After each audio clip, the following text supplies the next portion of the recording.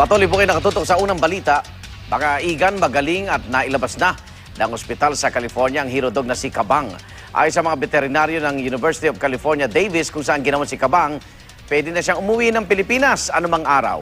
Oktubre nung nakaraang taon, dinala po sa California si Kabang kung saan nalaman na meron din pala siyang heartworm disease at isang uri ng cancer. Kaya naman, kinailangan mo ng gamutin ang mga naturang sakit bago siya isinalang sa surgery. Nagamot naman ang mga sakit ni Kabang at matagumpay na nagawa ang dental at facial procedures sa tulong ng mga dalubhasa sa veterinary medicine sa California. Kabilang sa mga ginawa ang pagtanggal sa 2 ngipin ni Kabang, pag-ayos sa isa niyang mata at paglalagay ng mga bagong butas ng ilong. Imposible na raw na maibalik pa ang dating mukha ni Kabang pero dahil naghilom ng kanyang sugat, ligtas na ito sa anumang impeksyon. Pinondohan ng Care for Kabang ang kanyang operasyon sa tulong ng iba't ibang grupo.